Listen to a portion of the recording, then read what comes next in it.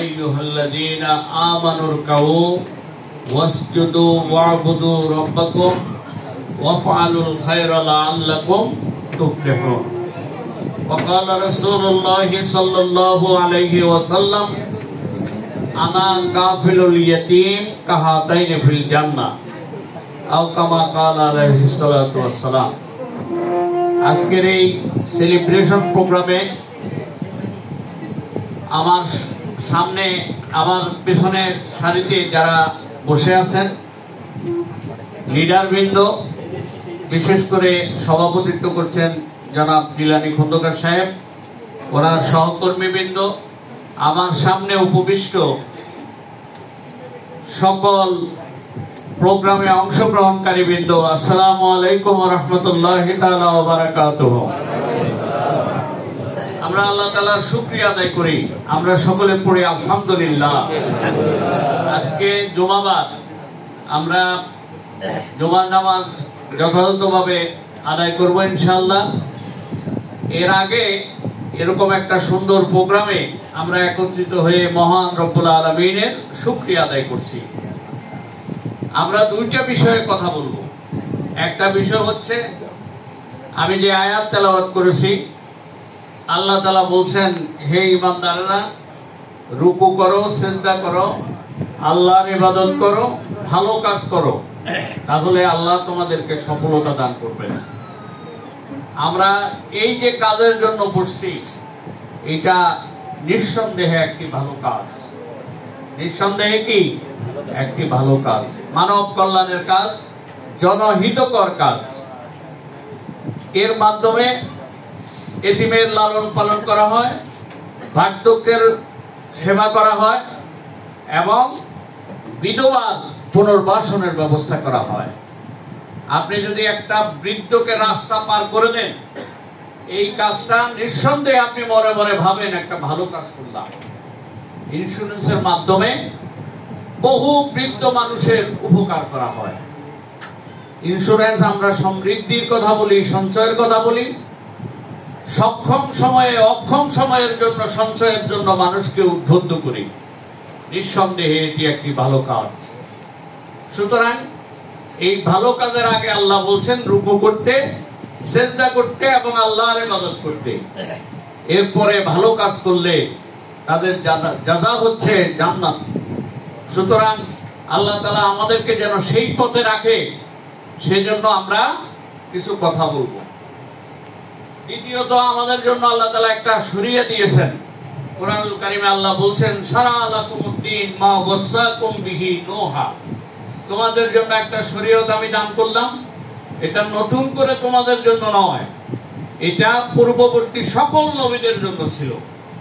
তবে মুহাম্মদুর রাসূলুল্লাহ সাল্লাল্লাহু আলাইহি ওয়াসাল্লাম যে শরিয়া প্রবর্তন করেছেন, এর মধ্যে আর পূর্বের নবীদের শরিয়ার মধ্যে কিছুটা পার্থক্য আছে। পার্থক্য হচ্ছে, রাসূলের একটা হাদিস আছে, আল্লাহ রাসূল বলছেন, আমার প্রবর্তিত এই শরিয়া আল্লাহ তাআলা যেটা আমার উম্মতের জন্য দান করলেন, এটার উদাহরণ হচ্ছে, শরিয়াটা হচ্ছে একটি ঘরের মতো।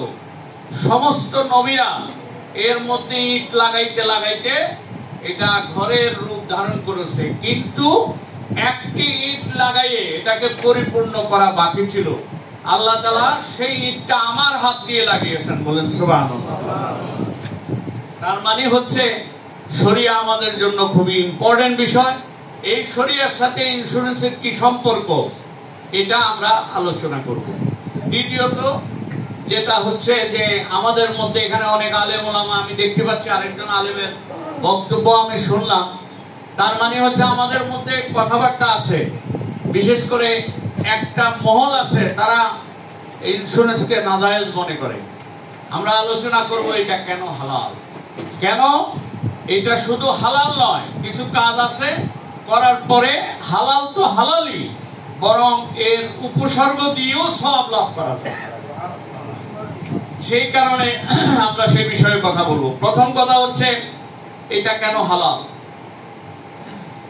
ইসলামী স্কলাররা ইসলামী ইন্স্যুরেন্সে, আমি প্রসঙ্গত একটা কথা বলি, পৃথিবীতে ইসলামকে বলা হয় কমপ্লিট কোড অফ লাইফ। দিন বলা হয় এটা, ইন্নাদ দীনা ইনদাল্লাহিল ইসলাম। কমপ্লিট কোড অফ লাইফ যদি হয়, তাহলে পৃথিবী এখন অর্থনীতি আমরা যদি বলি, তাহলে অর্থনীতি বললে ব্যাংক চিন্তা করতে হবে, অর্থনীতি বললে আপনাকে বীমা চিন্তা করতে হবে, অর্থনীতি বললে আপনাকে লিজিং চিন্তা করতে হবে, অর্থনীতি বললে আপনাকে আপনার শেয়ার বাজার ক্যাপিটাল মার্কেট যেটা এটাকে চিন্তা করতে হবে। তাহলে আপনি যদি বলেন যে আমি ইসলামী অর্থনীতি বাস্তবায়ন করব, আমি বীমার কাছে যাব না। আপনি যদি বলেন আমি ইসলামী অর্থনীতি বাস্তবায়ন করব, আমি ব্যাংকের কাছে যাব না। আপনি যদি বলেন আমি ইসলামী অর্থনীতি বাস্তবায়ন করব, আমি লিজিং এর কাছে যাব না। আপনি যদি বলেন আমি ইসলামী অর্থনীতিতে কাজ করব, বাস্তবায়ন করব, কিন্তু আমি শেয়ার বুঝি না, তাহলে ইসলামী অর্থনীতি বাস্তবায়ন হবে না। আর অথচ মানুষের জীবনের দুইটা অংশ, একটা হচ্ছে মানুষের জীবন, আরেকটা হচ্ছে মানুষের সম্পদ। আল্লাহ তাআলা বলছেন ওয়াতুজাহিদুনা ফি সাবিলিল্লাহি বিআমওয়ালিকুম ওয়া আনফুসিকুম। আগে বলছে সম্পদের কথা, পরে বলছে জীবনের কথা। তার মানে জীবনের চাইতে সম্পদ কোন অবস্থায় কম ইম্পর্টেন্ট নয়। তাহলে আপনাকে জীবনেও, জন্মেও আপনাকে অর্থ দরকার, আর মৃত্যুতেও অর্থ দরকার। শুধু মৃত্যুতে নয়, মৃত্যুর পরে একটা ল অফ ইনহেরিটেন্স, এটাকে ইলমুল ফরায়েজ বলে, এটা শুরু হয় মানুষের মৃত্যুর পরে। তাহলে ইসলাম মৃত্যুর পরেও আছে, ইসলাম মৃত্যুর আগেও আছে। তাহলে আমরা আমাদেরকে প্রশ্ন করে উত্তর পেয়ে যাইতে পারি, সেটা হচ্ছে ইসলাম যদি বীমায় না থাকে, ইসলাম যদি ব্যাংকে না থাকে, ইসলাম যদি লিজিং এ না থাকে, ইসলাম যদি শেয়ারে না থাকে, তাহলে ইসলাম পরিপূর্ণ হতে পারে না। স্বাভাবিকভাবেই বিশ্বের ইসলামী স্কলাররা বিগত প্রায় 5 দশক ধরে গবেষণা করে, আপনারা হেদায়ার নাম শুনছেন, হেদায়ার নাম শুনছেন না? হেদায়াতে এই বিমান আলোচনা আছে। শরহে বেকায়া একটা ফিকার কিতাব আছে, এটার মধ্যে বিমান আলোচনা আছে। আল কিতাবুল মাবসুত একটা কিতাব আছে, ফিকি মাসালা মাসালের সূত্র, সেখানে বিমান আলোচনা আছে। এখন আলেম ওলামারা গবেষণা না করে হারাম হারাম বলে যদি আপনি এর থেকে দূরে থাকেন, পানির জায়গা কখনো খালি থাকে না, আরেকটা পানি এসে ওই জায়গা দখল করে। সুতরাং আপনাকে দায়িত্ব হচ্ছে, আপনি যদি জ্ঞানী হন, আপনারা যদি, আমরা সবাই যদি বুদ্ধিমান হই, তাহলে আমাদের দরকার হচ্ছে ইসলামাইজ করা। কি করা? ইসলামাইজ করা। আপনি টেলিভিশনকে হারাম বলে লাভ নাই, আপনি টেলিভিশন বন্ধ রাখতে পারবেন না। পৃথিবীর বাতাস যেমন বন্ধ রাখা যায় না, টেলিভিশনও আপনি বন্ধ রাখতে পারবেন না। তাহলে কি করতে হবে? টেলিভিশনকে যথাসাধ্য ইসলামাইজ করতে হবে। ওই যে উনি একটা আয়াত করছে, ওয়ামান আহসানু কাওলাম মিম্মান দাআ ইলাল্লাহ ওয়া আমিলা সালিহান ওয়া ক্বালা ইন্নানি মিনাল মুসলিমিন। টেলিভিশনের ইথারে, এয়ারে আপনি একটা কথা যখন বলবেন, তখন সারা পৃথিবীর সমস্ত মানুষ দেখবে। সুতরাং এই কাজটা করা আমাদের জন্য অনেক বেশি জরুরি। যত না আমরা বলি যে টেলিভিশন হারাম, হ্যাঁ টেলিভিশন হারাম কোনগুলো? যেগুলো ইসলামের পক্ষে কথা বলে না, নগ্নতা শিখায়, অশ্লীলতা শিখায়, বেহায়াপনা শিখায়, আমরা সেগুলো বর্জন করে ভালো কাজের প্রচার প্রসারের জন্য যদি আমি এই টেলিভিশনকে কাজে লাগাই, তাহলে কাজে লাগবে। ইসলামী স্কলাররা ইসলামী ইন্স্যুরেন্সের জন্য 3টা বিষয়কে কনভেনশনাল ফাইন্ডিং করেছেন, যেগুলোর কারণে হারাম বলা হয়। একটা হচ্ছে রিবা, একটা হচ্ছে রিবা মানে সুদ। রিবা একটা আনকম্প্রোমাইজেবল, মানে কোনো আপোষ করার মতো ব্যবস্থা নয়। রিবাকে অবশ্যই দূর করতে হবে। যদি রিবা দূর করা যায়, তাহলে আমরা অগ্রসর হলাম কিসের দিকে? হালালের দিকে। 2 নম্বর হচ্ছে এখানে গারার আছে। রাসূলুল্লাহ সাল্লাল্লাহু আলাইহি ওয়াসাল্লাম বলেছেন, মান গাসসা ফালাইসা মিন্না। আরেকটা হাদিস আছে, নাহা রাসূলুল্লাহ সাল্লাল্লাহু আলাইহি ওয়াসাল্লাম আন বাইল গারার। যেই ব্যবসার মধ্যে অস্বচ্ছতা আছে, এরকম ব্যবসা করতে রাসূল নিষেধ করেছেন। গমের স্তূপের মধ্যে রাসূল হাত দিয়ে দেখলেন ভিতরে ভিজা গম, উপরে শুকনা। আল্লাহ রাসূল বললেন এই ব্যবসা হারাম, সুতরাং উপরের নিচে সব একরকম রাখো, গোপন করা জায়েজ নাই। 3 নম্বর হচ্ছে মাইসির, জুয়ার উপাদান। যদি কারো ভাদ্র মাস আর কারো সর্বনাশ, এই যে লটারি কেন আমরা হারাম বলি, লটারিতে যেই টাকা সে জমা দেয় এই টাকা ফেরত পায় না, কিন্তু কিছু লোক একসাথে 40 লক্ষ টাকার প্লেট পেয়ে যায়। এই জন্য যদি ওই 10 টাকার 1 টাকাও ফেরত পাইত তাহলে এটা জায়েজ হয়ে যেত। তাইলে কয়টা উপাদানের কথা বললাম? 3টা। একটা হলো রিবা, আরেকটা হলো গারার, আরেকটা হলো মাইসি। ইসলামী স্কলাররা এই 3টা উপাদানকে দূর করে ইসলামী ইন্স্যুরেন্সকে হালাল করার প্রক্রিয়া গবেষণা করে দিয়েছেন, এবং এটা আমার মতো কোন স্বাভাবিক কোন সাধারণ মানুষ করে নাই, এটা বিশ্ব ইসলামী স্কলাররা এই কাজটা করেছে। এটা করার জন্য তারা মুদারাবা পদ্ধতি, লাভ বেশি হলে আপনি বেশি পাবেন, কম হলে কম পাবেন, সেখানে যারা অংশগ্রহণ করবে, যারা গ্রাহক হবে, এরা হবে সাহেবুল মাল বা রব্বুল মাল, আর কোম্পানি হবে মুদারিব। দুই পক্ষের সম্মিলনে ব্যবসা হবে, ব্যবসায় যা লাভ হবে চুক্তি অনুযায়ী একটা অংশ মুদারিব পাবে, আর বাকি বড় অংশ সমস্ত গ্রাহকরা পাবে। তাহলে এর মাধ্যমে কি হলো? সুদ দূর হয়ে গেল। তাহলে জায়েজ হলো কিনা, কি বলেন? জায়েজ হলো। 3 নম্বর হচ্ছে গারার। গারার হচ্ছে স্পষ্ট করা, কোনদিনের গোপন না রাখা।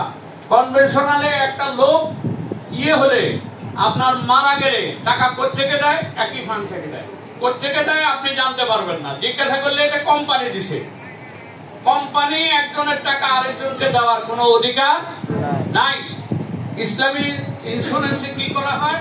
তাবাররু ফান্ড করা হয়। সকল গ্রাহকের পক্ষ থেকে 1% অথবা 2% টাকা নিয়ে একটা ফান্ড তৈরি করা হয়। আমরা যেটাকে রিস্ক ফান্ড বলি। কি ফান্ড বলি? Risk fund. দাবি পরিশোধের ক্ষেত্রে, দাবি মেয়াদি মানে মেয়াদ পূর্তির দাবি নয়। যদি অ্যাক্সিডেন্ট করে বিমার যে সুবিধাগুলো, আপনি যদি সুবিধা কম দেন ইসলামী ইন্স্যুরেন্সের কথা বলে, আপনি যদি খালি দোয়া করেন, লোকেরা বুঝবে না, বলবে যে ওরা তো বেশি দেয়, আপনারা কম দিবেন কেন? সুতরাং এখানে আরো বেশি দেওয়া সম্ভব। এখানে কি দেওয়া সম্ভব? বেশি দেওয়া সম্ভব। আমি সিঙ্গাপুরের একজন লোকের সাথে কথা বলছিলাম, একটা সেমিনার, আন্তর্জাতিক সেমিনার। উনি বলছিল, তারে আমি জিজ্ঞাসা করলাম, তোমরা ইসলাম মানো না, ইসলামী ইন্স্যুরেন্সের প্রতি সেমিনারে কেন আসছো? সে আমাকে বলল 2 কারণ। এক কারণ হলো এখানে অর্থের নিরাপত্তা বেশি। ইসলামের নামে কাজ করলে মানুষ বিশ্বাস করে, মানুষের কাছে জবাবদিহিতা আছে, আল্লাহর কাছেও জবাবদিহিতা আছে। সুতরাং এখানে নিরাপত্তা বেশি, আর এখানে অপচয় কম হয়, চুরিদারি কম হয়, আল্লাহর ভয় থাকে, অপচয় হয় না, অপব্যয় হয় না। সুতরাং অন্য জায়গা থেকে লাভ এখানে বেশি দিতে পারে। ইসলামী ইন্স্যুরেন্সের মাধ্যমে এটা সম্ভব। তাহলে আমরা তাবাররু ফান্ড দিয়ে কি করলাম? আমরা গারার দূর করলাম। একজনের টাকা আরেকজনকে অসম্মতিতে দিয়ে দিলাম না, বরং সকলের সম্মতিতে একটা ফান্ড, তাবাররু ফান্ড তৈরি করা হয়। যখন তার বিপদ হবে, এই পরিবারের অংশগ্রহণকারীদের মধ্যে তাদেরকে সেখান থেকে টাকা দেওয়া হবে। তাহলে এটা সম্মতিতে দেওয়ার কারণে এটা কি বৈধ? আমরা গারার দূর করলাম।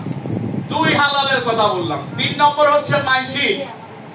আপনি একটা লোক আমাদের এখানে বলা আছে, 500 টাকার বা 1000 টাকার একটা ডিপিএস করে যদি কেউ মারা যায়, কাগজপত্র অর্থাৎ রিস্ক কভার করার পরে, এটা আন্ডাররাইট হয়ে যাওয়ার পরে, রিসিপ্ট কাটার পরে, লোকটা যদি 5 দিন পরে মারা যায়, তাহলে বিমা অঙ্কের পুরো টাকা সে পাইতে পারত। কি এটা না ইন্স্যুরেন্স আইন? কিন্তু আপনি এই টাকাটা কোনো ঘোষণা ছাড়া, কোনো মেকানিজম ছাড়া এক পান থেকে দিয়ে দিলে এটা জুয়া।